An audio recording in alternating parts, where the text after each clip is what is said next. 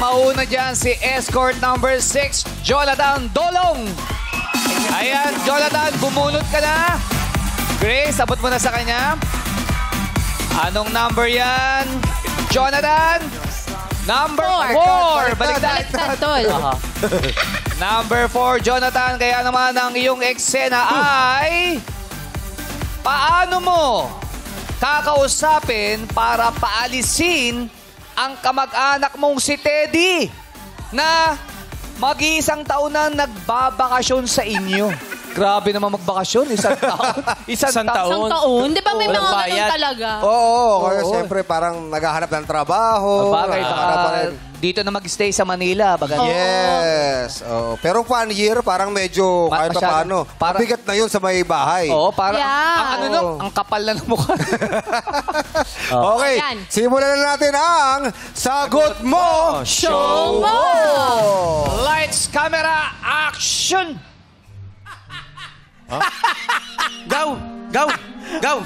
Pwede mag-usap tayo dito, Gaw?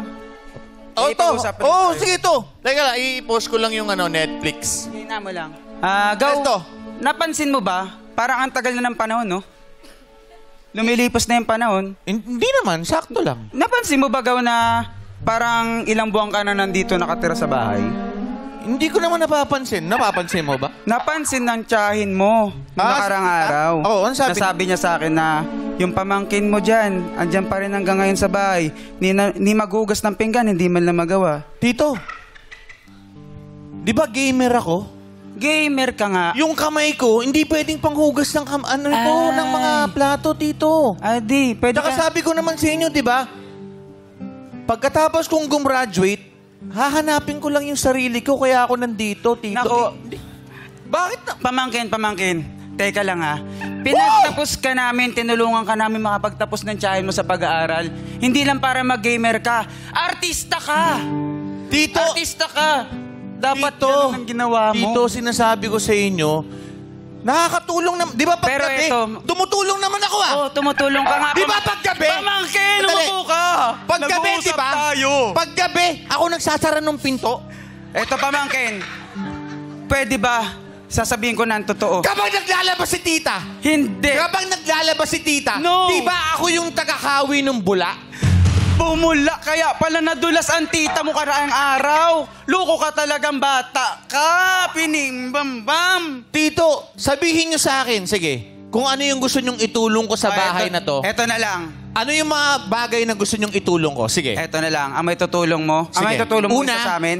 Napasimple. Magbanat ka ng buto. Tito, At tulungan mo rin yung mga kapatid mo sa probinsya nyo na umaasa sa'yo. Tito, sinabi... Wag lang yung basta-basta na. Tito, hindi ka ba naawa sa akin? Hindi ko pa nahanap ang self ko! Mas nakakaawa tong mukha ko.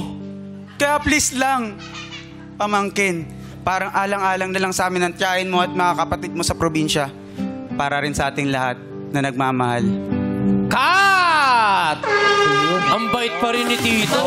Ayaw talagang diretso na paalisin na eh. Papalat ka lang ng puto. Tumulong ka lang dito sa... ganun talaga. Kung ganyan ang pamangkit mo pala sagot, dapat mainahon. Mainahon. Tsaka, that's good parenting. Good parenting. Tapos ganyan yung pamangkin mo, mukhang di naliligo. Mahirap din talaga yun. Gamer. Ano ba pangalan ng Ay, pamangkin? sorry. Ano pangalan mo?